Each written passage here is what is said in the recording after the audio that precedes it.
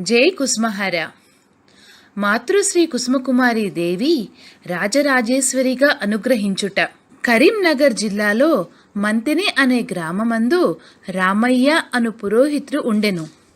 ఒకసారి ఆయన కాశీక్షేత్రమునకు వెళ్ళి విశ్వనాథుని దర్శించుకుని కొన్ని దినములు అక్కడ గడిపెను. అప్పుడు అక్కడ ఉన్న కుసుమహరనాథ భక్తులతో ఆయనకు పరిచయమయ్యెను. వారి ద్వారా మాతృశ్రీ కుసుమకుమారి దేవి యొక్క మహిమలు, దివ్య లీలలు వినినందున మాతృశ్రీ ఎడల అపార భక్తి విశ్వాసములు ఏర్పడి మాతృశ్రీని దర్శించవలననే తీవ్రమైన కోరిక కలిగెను. 1955 సంవత్సరంలో మాతృశ్రీని దర్శించుటకు సోనాముఖికి ప్రయాణమై వెంట తన కుమార్తె శ్రీదేవిని కూడా తీసుకుని బయలుదేరెను. శ్రీదేవికి కుసుమహరులపై భక్తి విశ్వాసము లేవు. ఆమె శ్రీ రాజరాజేశ్వరి భక్తురాలు. శ్రీదేవి ఆ సమయమున నిండు గర్భిణి, ఒంటరిగా ఇంట్లో ఉండుటకు భయము కలుగుట వలన ఇష్టము లేకున్నా తప్పనిసరి అయి తండ్రి వెంట ప్రయాణమయ్యెను. తండ్రి కూతురు రైలు ప్రయాణము చేయసాగారు. ఒక స్టేషన్లో ఎందులకో రైలు దిగిన శ్రీదేవి మరలా రైలు ఎక్కలేకపోయెను. బండి కదలబోతున్నప్పుడు ఆమె తండ్రి కూడా రైలు దిగిపోయెను. రైలు వెళ్ళిపోయింది.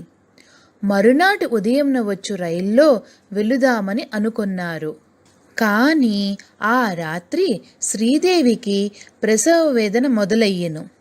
స్టేషన్కు సమీపము గల సత్రంలోనికి ఆమెను చేర్చి రామయ్య మంత్రసాని కొరకు వెళ్ళెను. శ్రీదేవి దుర్భరమైన బాధను పొందుతూ తన ఆరాధ్య దేవత అయిన రాజరాజేశ్వరి దేవిని తలుచుకుంటూ, అమ్మా, నిన్ను కాదని వేరు దేవతను దర్శించవలనని అనుకున్న నాకు ఈ శిక్షను ఇచ్చుచున్నావా?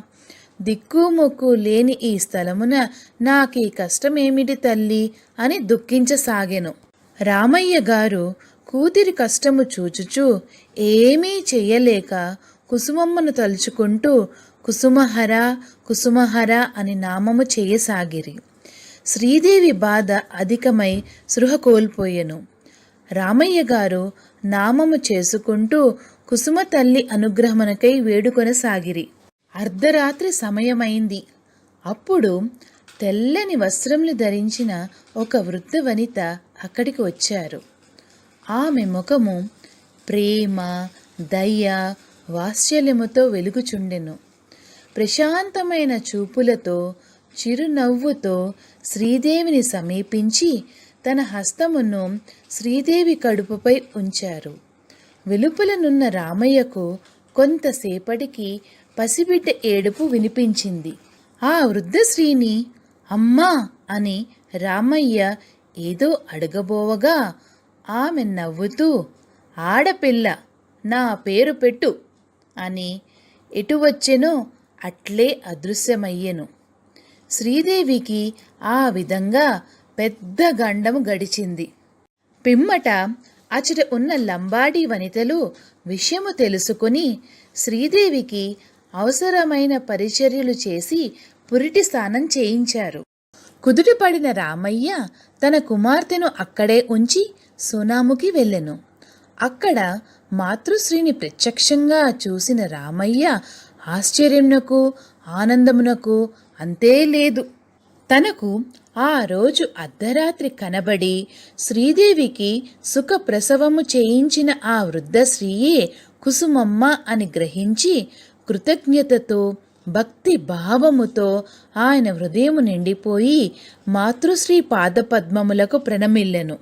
భక్తులు కుసుమమ్మకు వేదోక్తములుగా పూజలు చేయుచుండగా మాతృశ్రీ సర్వ అలంకార భూషితి అయి తెల్లని వస్త్రధారణతో శూల, ఖడ్గ, శంఖ, కమలములు మొదలైనవి ధరించి అనేక భుజములు కలిగి మణిమయ కిరీటముతో మందస్మిత వదనముతో కరుణను కురిపించుచు శ్రీ రాజరాజేశ్వరీ దేవిగా రామయ్యకు కనిపించెను. ఆ దృశ్యమును చూసిన రామయ్య ఆనందముతో పారవస్యము చెందెను. కుసుమ తల్లి శ్రీ రాజరాజేశ్వరి దేవి మాత్రమే కాదు అని, ఆమె ప్రకృతి స్వరూపిణి, సర్వదేవతా స్వరూపిణి అని ఆయనకు దృఢ నిశ్చయము ఏర్పడెను. పిమ్మట రామయ్య అధిక భక్తి శ్రద్ధలతో అమ్మకు ప్రణమిల్లి అమ్మ ఆశీర్వాదము అనుమతిని తీసుకుని తిరుగు ప్రయాణమయ్యెను. కుమార్తె వద్దకు వచ్చి జరిగినది, తను చూసినది వివరముగా ఆమెకు చెప్పెను. అంతయు వినిన శ్రీదేవి అమిత ఆశ్చర్యము పొందినది.